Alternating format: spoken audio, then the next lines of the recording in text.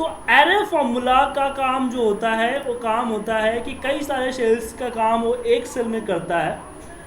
अगर एरे को अगर आप डेफिनेट करो, अगर आप 12th में या फिर ग्रेजुएशन में आप बीकॉम में पढ़े होंगे, एरे का मीनिंग होता है सीक्वेंसी अरेंज करना। तो एक्सेल में एरे के दो पार्ट है, एक है एरे को डिस्ट्रीब्यूशंस, एक है कैलकुलेशंस। तो पहले चलिए हम डिस्ट्रीब्यूशन के बारे में हम जानते हैं। जैसे कि मैं यहाँ पे 1 2 3 4 5 इस तरीके से लिखा हमने। हम चाहेंगे तो यहीं पे कर्ली ब्रैकेट के अंदर 1 सेमीकोलन 2 सेमीकोलन 3 नहीं सेमीकोलन 4 कॉमा होगा, माफ कीजिएगा, comma 1 comma 2 comma 3 comma 4 and comma 5 and curly bracket को क्लोज कर दीजिए। जहाँ तक आपको ये डिस्ट्रीब्यूट करना है उतना एरिया सिलेक्ट कीजिए, F2 प्रेस कीजिए, कंट्रोल शिफ्ट एंटर। एरे को परफॉर्म करने के लिए कंट्रोल शिफ्ट एंटर यूज करते हैं। बिना कंट्रोल शिफ्ट एंटर को हम एरे को आगे नहीं बढ़ा सकते।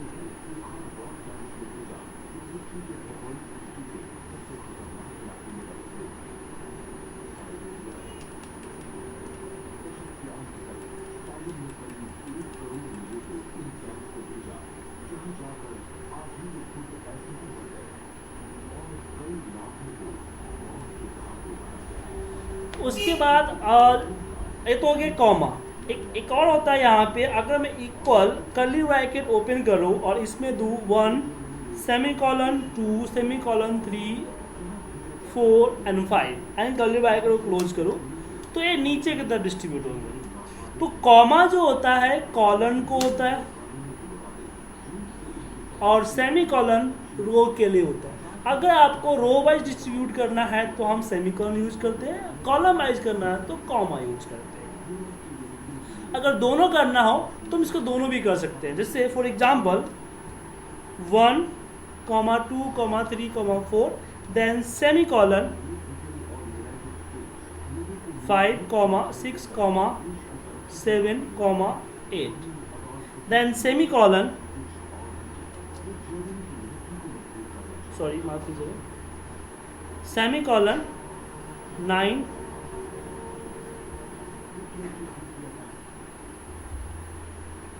Comma 10 comma 11 and comma 12 and curly bracket को क्लोज करके एंटर मार। अब मुझे यहाँ पे 4 row and 3 row and 4 column select करने हैं। हमने सेलेक्ट किए, F2 प्रेस किया ताकि फॉर्मूला मेरा एक्टिवेट हो जाए। उसके बाद कंट्रोल शिफ्ट एंटर। आप देखिए कि वो वहीं से टूटा जहाँ पे हमारा सेमीकोलन था। तो इस तरह से रो और कॉलम को तोड़ने के लिए इसका यूज करते हैं। अब यहाँ पे क्वेश्चन ये उठ के आता है कि क्यों करें ऐसा, हम मैनुअल क्यों ना लिख लें। तो आपने वी लुकअप में डिस्ट्रीब्यूशन का एक बहुत अच्छा एग्जाम्पल आपने वी लुकअप में देखा होगा कि अगर आप एक ही फॉर्मूले में कई सारे नंबर देने हैं, जैसे कि मिड की बात करते हैं, देखिए यहाँ पे कि यहाँ पे हमने सुजीत लिखा हुआ है और मुझे इसको अलग अलग एक एक लेटर अलग अलग करना है। जैसे कि मुझे यहाँ पे एस अलग करना है, यू अलग करना है, जे अलग करना है, इस तरीके से। तो इसके लिए हम मिड का फॉर्मूला अपनाते हैं। तो मिड का फॉर्मूला क्या लिखेंगे, यहाँ पे लिखेंगे मिड ब्राइट, हम इसको सिलेक्ट करेंगे, comma start number 1 comma number of character 1।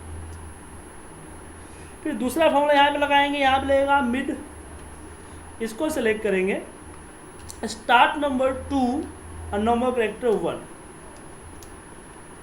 Then again mid, इसको चलेंगे start number 3 and comma 1, then again mid, start number 4 comma 1 and again mid, start number 5 comma 1 and again MID mid, इसको select करें start number 1 and comma 6 नहीं नहीं 1 है, यहाँ start number ये होगा 6 होगा और यहाँ पे कॉमा। तो आपने देखा कि सारे फॉर्मूले एक जैसे, इनमें डिफरेंस क्या है? डिफरेंस है कि सीक्वेंस नंबर, हर किसी का सीक्वेंस नंबर आपका अलग अलग है।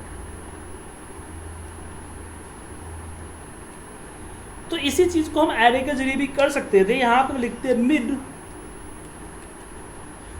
कॉमा, यहां पे देते कर्ली ब्रैकेट में 1, 2, 3, 4, 5, 6 एंड कर्ली ब्रैकेट को क्लोज कर देता है, देन कॉमा नंबर करते हैं। उसके बाद जहां तक था वहां तक सेलेक्ट करते, F2 प्रेस करते एंड कंट्रोल 6 एंटर। ठीक है सर। तो ऊपर जो हमने लगाया इससे ये इजी पड़ता। या फिर अगर अनदर एग्जांपल देखो, जैसे कि यहाँ पे लिख दिया मैंने, मान लीजिए 11 फॉर दिल्ली,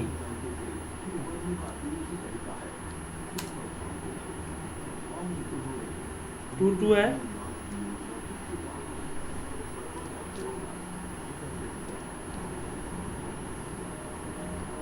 मुंबई,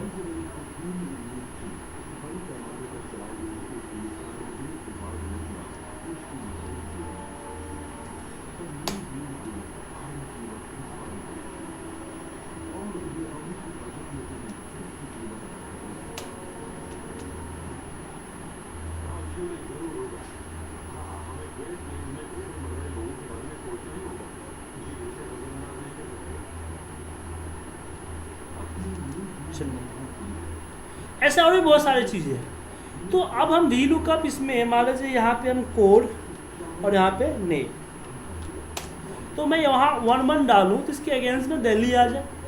तो इसके लिए हम क्या कर सकते हैं कि एक तो वी लुकअप लगाएंगे तो इसको पूरा सेलेक्ट करना पड़ेगा, इफ भी लगा सकते हैं लेकिन ज़्यादा डेटा होगा तो दिक्कत होगा। वी लुकअप यहाँ के लिए सुटेबल है, लेकिन वी लुकअप में एक छोटा सा प्रॉब्लम ये है कि डेटा कहीं और रखना पड़ेगा। मैं चाहता हूँ डेटा फॉर्मूले के अंदर में ही हो, ये बाहर कहीं और ना हो।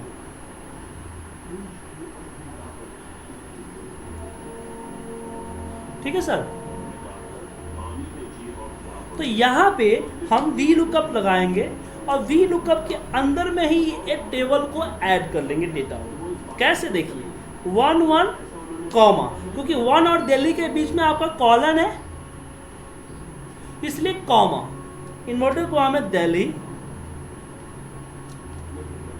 फिर कॉमा 2 2, कॉमा नहीं होगा सेमी कॉलन होगा, रो चेंज हुआ दिल्ली के बाद तो सेमी कॉलन, और यहाँ पे होगा आपका 2 2 कॉमा मुंबई, सेमी कॉलन, यहाँ पे आपका आ जाएगा देन 3 3 कॉमा फिर चेन्नई। इस तरह से आगे आप कर लो, कल एक क्लोज करो, कॉमा 2 कॉमा 0। ठीक है, तो इस तरीके से यहाँ पे दे सकते हो। तो बोले सर इसमें हमने कर्ली ब्रैकेट क्यों नहीं लगाया? बेसिकली एक डिस्ट्रीब्यूशन नहीं है, और दूसरा क्या है कि हमने फॉर्मूला के अंदर में ही कर्ली ब्रैकेट लगा दिया, इसलिए कंट्रोल से एंटर मारने की ज़रूरत नहीं है इसमें। मैंने जिस फॉर्मूले को डिस्ट्रीब्यूट नहीं करना है और उस फॉर्मूले के अंदर ही आपने मैनुअली कर्ली ब्रैकेट दिया है, उसमें कंट्रोल से एंटर मारने की ज़रूरत नहीं है। तो आप बोलेंगे सर यहाँ भी तो हमने कर्ली ब्रैकेट मैनुअल दिया था, तो बेसिकली इसको हमें डिस्ट्रीब्यूट करना था, इसलिए।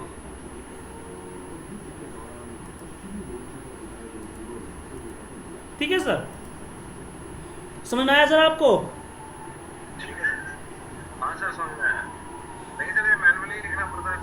हाँ, ये अगला डाउट ये है कि इसको मैनुअली की बात करेंगे। सबसे पहले बात कि अगर ज़्यादा हो तो काफ़ी बड़ा हो जाएगा, तो काफ़ी बड़ा फॉर्मूला हो जाएगा।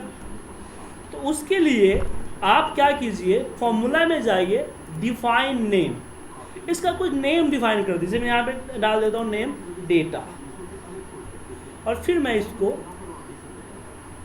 जो कर्ली ब्रैकेट था उसको मैं यहीं पे पेस्ट करके ओके कर देता हूँ। अब दूसरा जो अगर हम वी लुकअप लगाते हैं, यहाँ पे वी लुकअप इसको सिलेक्ट किया, कॉमा, जस्ट डेटा को कॉल कर लीजिए, कॉमा 2,0, तो आपका छोटा हो जाएगा। अब जैसे आपका क्वेश्चन था और दूसरा ये था कि अगर आपका बड़ा हुआ, काफ़ी बड़ा हुआ, मतलब कि बहुत बड़ा हुआ डेटा, तो मैनुअल टाइप करना तो मुश्किल हो जाएगा। तो इसका सॉल्यूशन एक्सेल में नहीं है। जैसे मान लीजिए कि मैंने यहाँ पे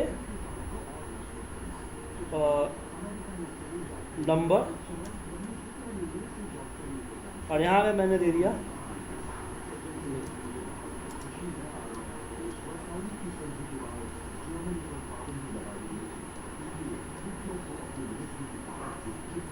पुनीत, उदय, ओम,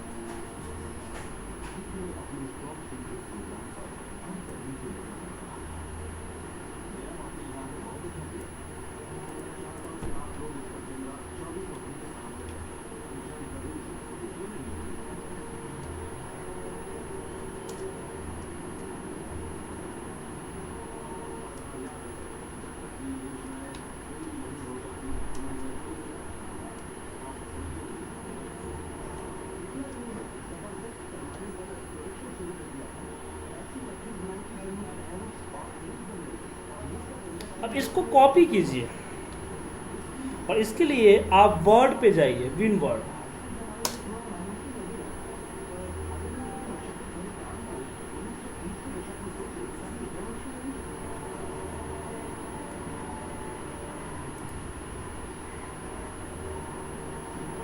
पेस्ट स्पेशल, यहाँ पे अनफॉर्मेट यूनिकॉर्न टेक्स्ट को सिलेक्ट कीजिए, ओके कर, पेस्ट हो गया। अब वर्ड क्या है कि वर्ड इसको ये जो नंबर और इसके बीच की जो स्पेस है ना, इसको टैब मांगता है, और ई और इसके बीच के स्पेस को जो है उसको पैराग्राफ मांगता है। कंट्रोल ए करके सिलेक्ट कीजिए, हमारे पास रिप्लेस में मोर पे आइए, यहाँ पे आपको दिखेगा फॉर्म स्पेशल पे आपके पास पैराग्राफ मार्क है, पैराग्राफ मार्क पे जाइए, रिप्लेस विथ, मैंने बोला है कि भैया पी को रिप्लेस कर दो, पी नहीं मतलब कि पैराग्राफ मार्क के पहले टैब कर दे ना, हाँ टैब, हाँ सॉरी, यहाँ टैब को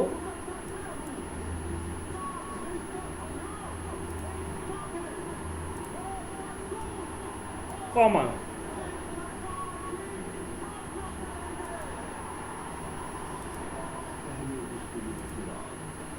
एंड पैराग्राफ के लिए पैराग्राफ और यहाँ पे सेमीकोलन।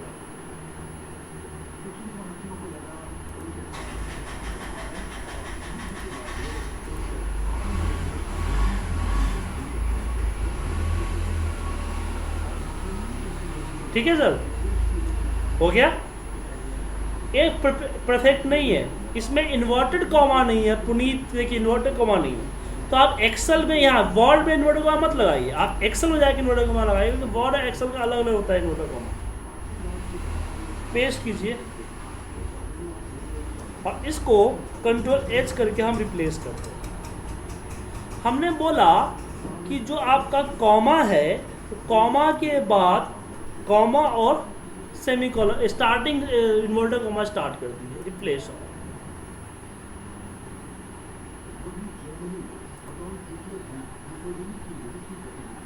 ठीक है, फिर मैंने यहाँ पे सेमीकोलन दिया और मैंने बोला कि इन्वर्टेड को क्लोज करके देन सेमीकोलन रख दो, रिप्लेस ऑल। ठीक है, अब लास्ट में आपको मैनुअल, फर्स्ट एंड लास्ट आपको मैनुअल लगाना पड़ेगा।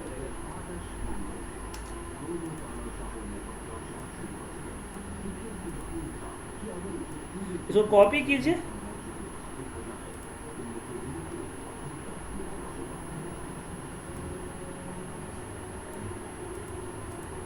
और फिर जहाँ पे आप हमने नेम डिफाइन किया था फॉर्मूला में, मैनेज रूल में जाते हैं,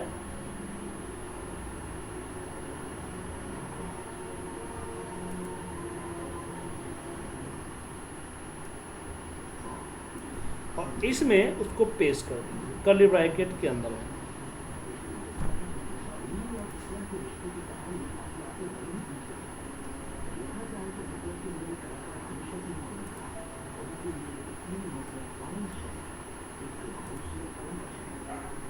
सॉरी यार डॉट लग गया ना, इसलिए डॉट।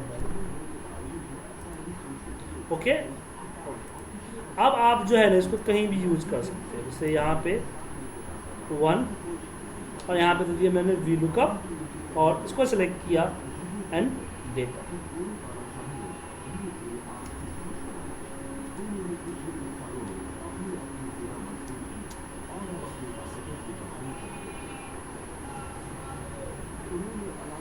ठीक है सर,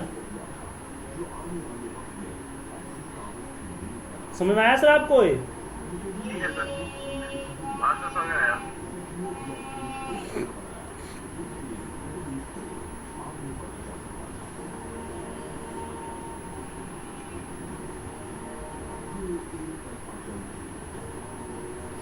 तो अब इसकी बारी आ गई, तो इस तरह से इसका यूज करते हैं। लेकिन अगर बात करें कैलकुलेशंस की, तो जब कैलकुलेशंस की बात करते हैं कि एरे में किस तरह की कैलकुलेशन कर सकते हैं, तो यहाँ पे कुछ नंबर लिखे हुए हैं।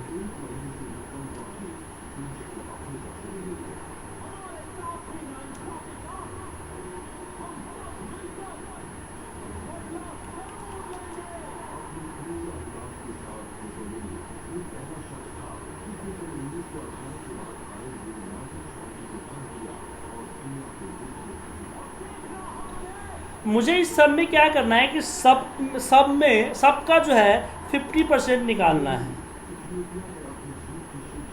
इंडिविजुअली।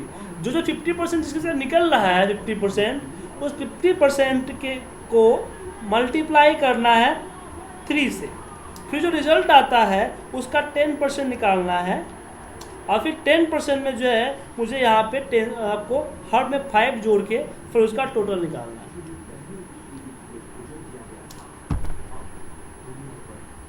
ठीक है सर, ये लंबा कैलकुलेशंस है। इसको अगर मैनुअल आप करोगे तो आपको कुछ इस तरीके से करना होगा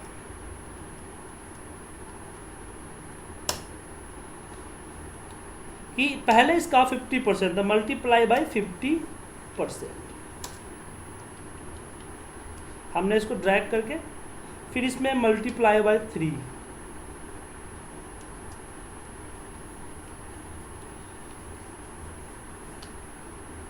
फिर इसका 10%,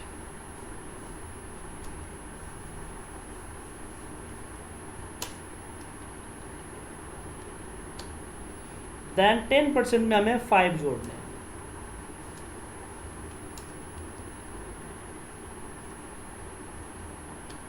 और फिर इसका टोटल निकालना है।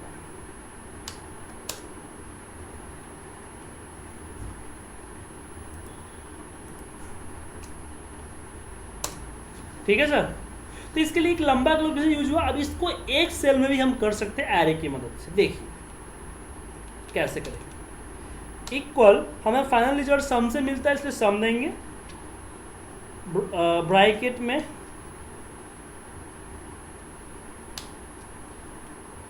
इसको किया का 50%,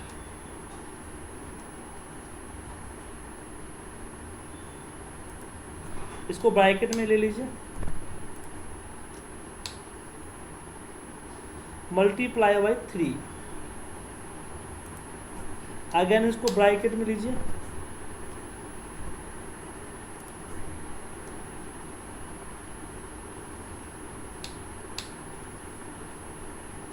का 10%, अगेन ब्रैकेट में लीजिए,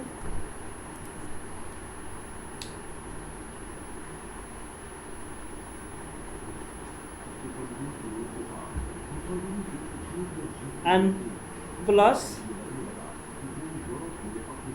5, एंटर मार। रिजल्ट गलत आ रहा है, इसमें आप F2 प्रेस कीजिए, कंट्रोल शिफ्ट एंटर।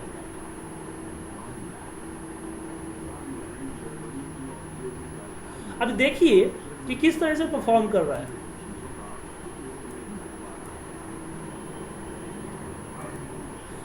सबको पहले अलग हुआ, इंडिविजुअली सबका 50% निकला, फिर सबको 3 से मल्टीप्लाई हुआ, देन हर किसी का देखिए नंबर मैच कर रहे हैं आपके, हर किसी का 10% निकला, और फिर सब में इंडिविजुअली 5 जुड़ा, और फिर फाइनली रिजल्ट आपको 76.2 आया। तो जो काम आप इतने लंबे चौड़े सेल्स को यूज करके कर सकते हो, उस काम को आप विथ इन इसमें कर लिया आपने।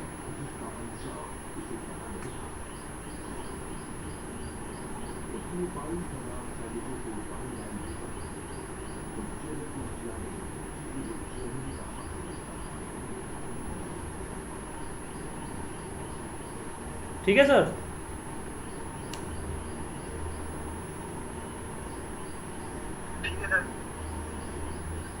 अब इसको कैलकुलेशन कर सकते हैं, ऐसे नॉर्मल भी हम लोग करते हैं, कर्ली ब्रैकेट भी कर सकते हैं कि 70,65, 40,60, 32,41 का 50%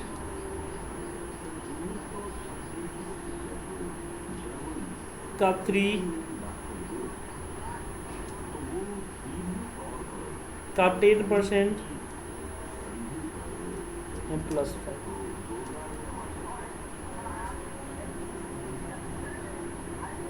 F2 कंट्रोल सिर्फ एंटर मारने की इसकी जरूरत नहीं। इसमें गलत आया, गलत इसलिए आया क्योंकि हमने बोर्ड मास मेथड यूज नहीं किया। इसको ब्रैकेट में लीजिए,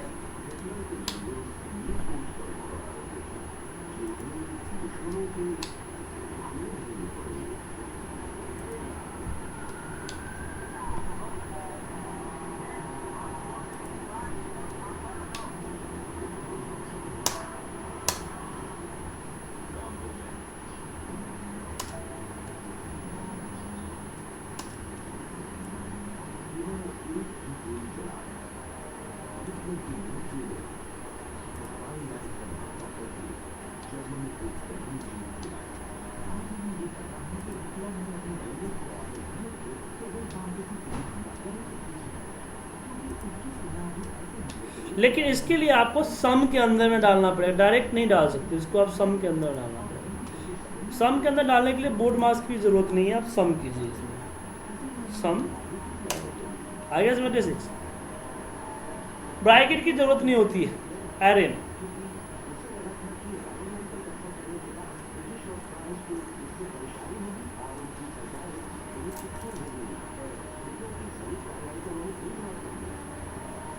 ठीक है सर।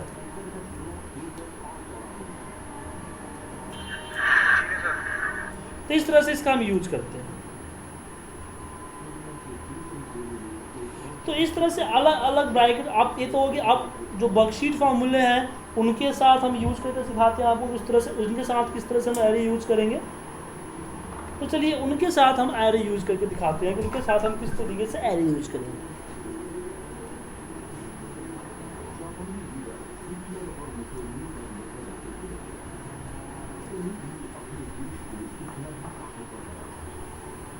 जैसे फॉर एग्जाम्पल यहाँ पे हम कुछ नंबर लिखते हैं,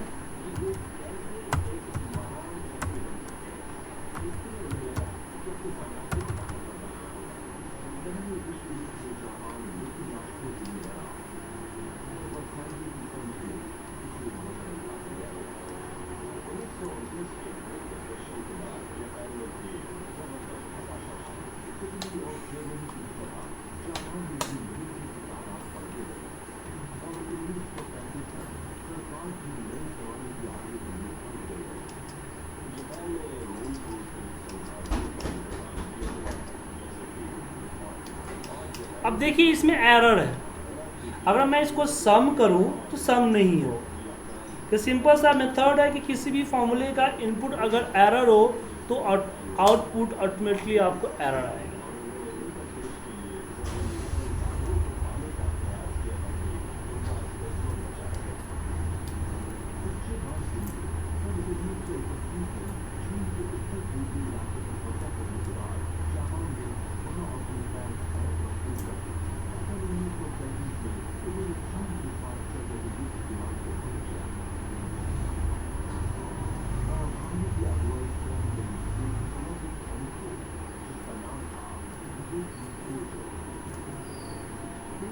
तो इसमें सॉल्यूशन ये है इसका कि इसका यूज मैंने कैसे इसका ये करे, तो इसका सॉल्यूशन ये है कि आप एक है तो यहाँ पे बगल में जाओ, यहाँ पे दो इफ एरर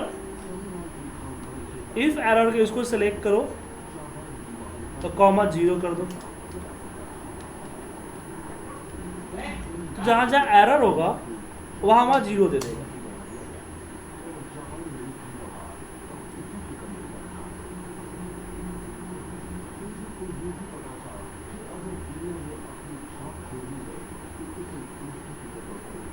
ठीक है, ठीक है सर। तो इसके लिए एक सेल में अगर चाहो कि अलग ना करना चाहो तो एक सेल में इसका यूज कर सकते हो। कैसे?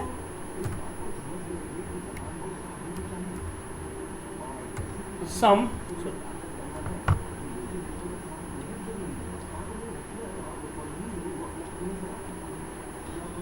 इफ एरर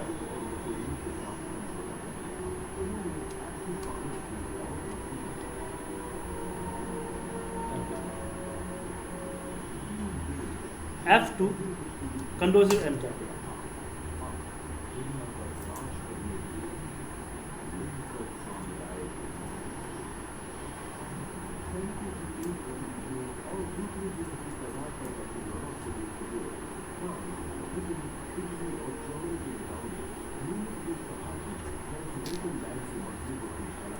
तो ये एरे में इफ एरर लगाने से क्या होता है? अभी इफ एरर में इफ एरर नहीं लगाया है, जो हमने बाहर इफ एरर लगाया था और बाहर इफ एरर से जो हमें रिजल्ट मिला था तो उसी को ये अंदर कर रहा है। मतलब कि इसको एवलेट करो तो क्या करेगा, देखिए क्या करेगा कि सम को जो रिजल्ट देगा वो क्या करेगा, सबको एरर हटा के देगा, एरर नहीं देगा, जहाँ जहाँ एरर है वहाँ 0 करके देगा। ठीक है सर? तो सर सिंगल सेल में दो चीजें कैसे दे सकता है? मतलब आउटपुट भी देगा, एरर भी देगा। सिंगल सेल में तो हो नहीं सकता ना। हाँ, मतलब कि अगर आपका नॉर्मल अगर एरे यूज नहीं करते हो तो आपको तो नॉर्मल सम यूज नहीं कर सकते क्योंकि एरर आएगा, तो उसके लिए आपको एक अलग सेल में एरर हटाना पड़ेगा। लेकिन आप अलग एक सेल यूज नहीं करना चाहते हो, जो आपका फॉर्मूला है वो इसको यूज नहीं करना चाहते हो सकता है कि इससे कोई और फॉर्मूला लिंक्ड हो, तो उस केस में इसका यूज करते हैं हम। तो सिंपल सा यहीं पे इफ एरर जो यहाँ पे यूज किया यहीं पे इफ एरर यूज करेंगे। क्या बोले सर? अगर आप इसमें मैं कह रहा हूँ सर, अगर आप इफ एरर हटा दोगे इसमें सम में, तो ये तो भी सेम रिजल्ट शो करेगा? नहीं करेगा। करना सर? सर सिंपल सी मेथड है ना सर आपका, ये देखिए यहाँ पे कर तो रखा है, यहाँ पे ऊपर आपने सर देखा नहीं है। सिंपल सा मेथड है कि अगर आप किसी फॉर्मूले की इनपुट में एरर देते हैं तो अपना आउटपुट भी वो एरर ही देगा। तो यहाँ पे इसको ये एरर मिल रहा है। क्या बोल रहे हैं सर? मैं कह रहा हूँ सम प्रोडक्ट लगाएंगे तो शायद रिजल्ट उठा लेगा क्या? सम प्रोडक्ट में भी आपका एरर ही आएगा।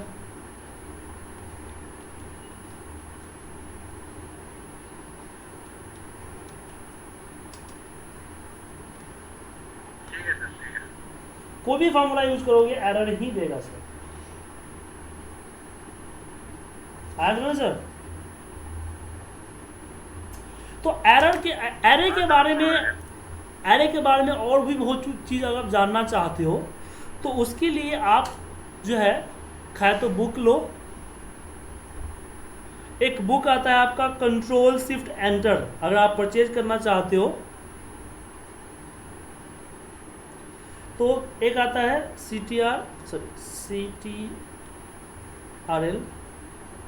प्लस शिफ्ट प्लस एंटर, ये एरे का बुक ही आता है।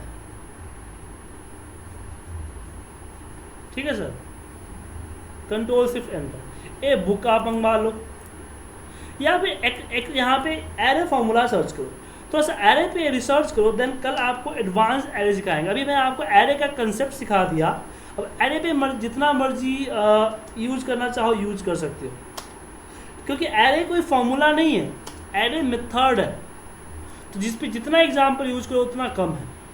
तो आज मैं आपको सिखाया हूँ कि किस तरीके से हम एरे का यूज करते हैं और बेनिफिट क्या है, जिसमें आपको मैं डिस्ट्रीब्यूशन सिखाया, कैलकुलेशन सिखाया, किस किस तरह से फॉर्मूले में यूज करते हो सिखाया, इसका यूज मैंने आपको बताया। तो आप एक काम कीजिए, आज आप थोड़ा सा एरे फॉर्मूला पे स्टडी कर लीजिए, ताकि आपको कल मैं जब एडवांस एरे सिखाऊं तो आपको कोई दिक्कत ना हो। ठीक है सर? ठीक है सर, ठीक है। तो मिलते हैं कल same time 9 o'clock। Sir recording तो कर देना अभी यार की। हाँ, रिकॉर्डिंग अभी दे देता हूँ, मिल जाएगा थोड़ा देर में। ठीक है सर।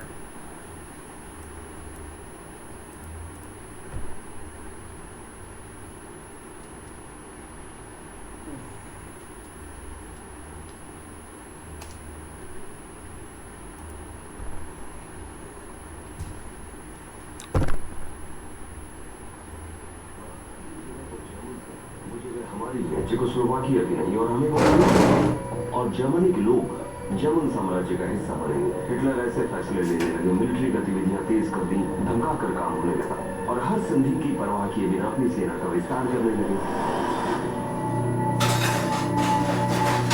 दरअसल वो पश्चिमी ताकतों का जायजा ले रहे थे। हिटलर ने खुफिया तौर पर सुडेटनलैंड को हथियाने के लिए सैनिक गतिविधियां तेज कर दी और अपने टुकड़ों को तैनात कर दिया। बीते 20 सालों में पहली मर्तबा यूरोप में बड़ी खलबली मचने की पूरी उम्मीद लग रही थी। यूरोपियन लीडर्स हिटलर की उन कार्यवाहियों पर नजर रख रहे थे और ब्रिटिश प्रधानमंत्री नेविल चैम्बरलिन पूरी कोशिश कर रहे थे कि इंग्लैंड युद्ध से दूर ही रहे। पहले विश्व युद्ध के बाद ब्रिटेन युद्ध नहीं चाहता था और उसने ये भी सोचा कि लाखों शहादतों के बाद यूरोपीय देश भी कभी नहीं चाहेंगे कि वो फिर से युद्ध की खाई में खुद को झोंके। चैम्बरलिन को लगा कि अगर हिटलर के इरादों पर रोक लगानी है और यूरोप को दूसरे खतरनाक युद्ध से बचाना है तो उन्हें कूटनीति का इस्तेमाल करना होगा। 15 सितंबर सन 1938 चैम्बरलिन शांति दूत बनकर जर्मनी गए। पूरी दुनिया की नजर उन पर टिकी थी। ये पहला मौका था जब हिटलर ने किसी मित्र राष्ट्रों के नेता से मौजूदा मुद्दों पर बात की हो।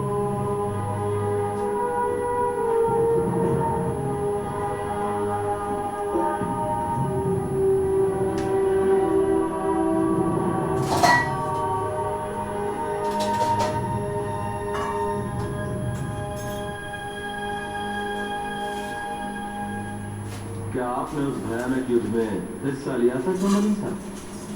मौका नहीं मिला, सरकार चला रहा था। अपने देश के लिए लड़ने में बड़ा गर्व महसूस होता है। मैं भी देश के लिए ही काम कर रहा था।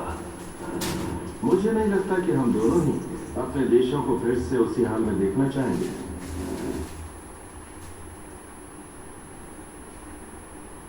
उस युद्ध में जितनी भी गलतियां हुई, चलिए उनमें से कुछ सुधार लेते हैं। हमें हमारे क्षेत्र वापस दे दीजिए।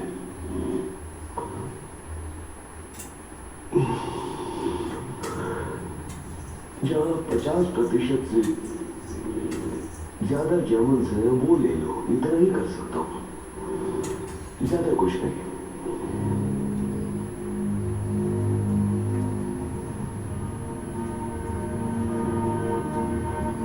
चैम्बरलिन किसी भी कीमत पर युद्ध रोकना चाहते थे, इसलिए हिटलर की शर्त को फ्रांस ले गए। सैनिकों की तेज गतिविधियों और दूसरे युद्ध की कगार पर बैठे यूरोप को देखते हुए फ्रांस, ब्रिटेन, इटली और जर्मनी के नेताओं ने म्यूनिख में सभा की जहां सुडेटनलैंड के मसले को सुलझाना था। चेकोस्लोवाकिया को सभा में नहीं बुलाया गया। जर्मनी को हिटलर की इस शर्त पर सुडेटनलैंड दिया गया कि वो उससे आगे नहीं बढ़ेगा। वाकई सन 1948 में दूसरे विश्व युद्ध का गुब्बारा फूटने की कगार पर था। सामने गतिविधियां तेज हो गई थी और फिर ब्रिटिश प्राइम मिनिस्टर चेम्बरलेन ने फ्रेंच प्राइम मिनिस्टर को ये कहकर मना लिया कि हिटलर की मांग जायज है, और उन्होंने हिटलर के इस झूठ पर यकीन कर लिया। जब हिटलर ने कहा था कि बस उसे सुडेटनलैंड चाहिए, बाकी कुछ नहीं, उसके बाद उसने ये आश्वासन दिया कि हर जगह अमन चैन होगा। शांति दूत चेम्बरलेन का लंदन पहुंचने पर एक हीरो की तरह स्वागत हुआ, जिसने विश्व शांति भंग होने से बचाई। ये तुष्टीकरण की नीति थी जिसमें किसी मुल्क की एक इच्छा पूरी कर दी जाए और उस इच्छा से वो मुल्क पूरी तरह संतुष्ट हो जाता है। पर यहाँ बात और थी, हिटलर कहाँ संतुष्ट होने वाला था, वो तो विश्व पर कब्जा चाहता था। तो बात साफ थी, उसकी हर इच्छा तो पूरी नहीं की जा सकती थी, क्योंकि उसकी जितनी भूख मिटाओगे उसे उतनी ही और लगती जाएगी।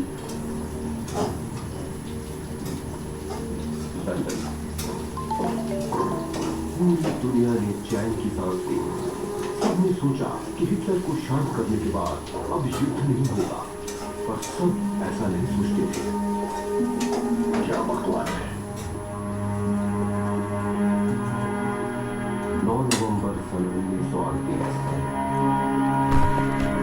म्यूनिख समझौते से साहस बढ़ने के बाद अडोल्फ हिटलर ने अपना ध्यान जर्मनी के यहूदियों की तरफ लगाया।